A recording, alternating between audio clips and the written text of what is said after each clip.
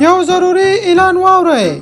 نن د اوزګار خیلو په کلي کې خیرات دی چې څومره زر کېږي نو خیرات ته ځان راورسوئ. والسلام. مورې و مورې. ها وایه شهزاده څه خبره ده؟ ټول کلی دې را خبر کړو، دومره چغې وهې چغنه.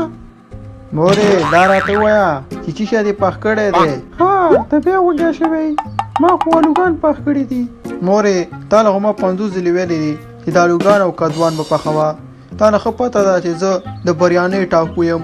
خو زه خیر دی مورې د الوګان ته وخوره، زه ورځمه د اوزګار خیلو پر کلي کې خیرات دی، هلته به ورجې وخورمه. خیر شه شهزاده چېرته روانې بیا؟ یاره ګوګلي خان ورځمه د اوزګار خیلو په کلي کې خیرات دی، ورځمه چې وریجې وخورم.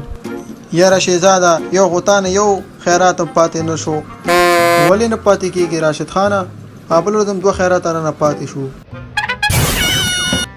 خو ځه دا خبرې پرېږده، خیرات ته ځې او کار چېرته ځې. خو یو خبره واوره شهزاده چې وریجې لږې کمې خوره، د خېټې نه یې سم د اوبو بالټی جوړ شوی. ته رښتیا وایې راشد خان؟ که زه درته دروغ یم که نه نو ورشه کریم صادق نه تپوس که، د دیوال نه غاړې ولاړ دی. نه تېر شه دی راشد خان چې ته څه وایې هغه زه منم.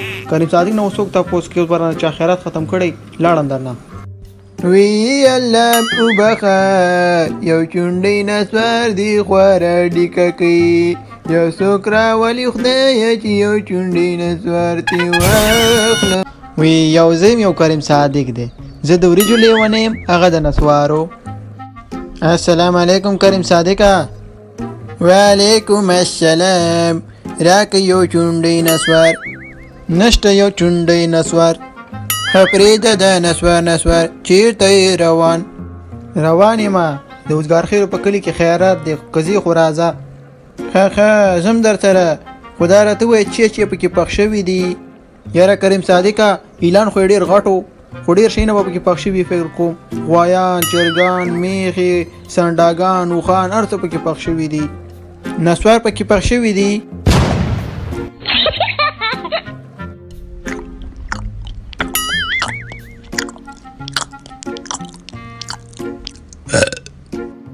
الحمدلله ډیره مزیدار ډوډۍ وه. دوستانو داسې نور چېرته خیراتونه یي نو ما ته زنګ وهئ، زه به ورځم. صحیح ده؟ نو مننه د ویډیو کتلو لپاره او د خدای په امان. چینل سبسکرایب کړئ او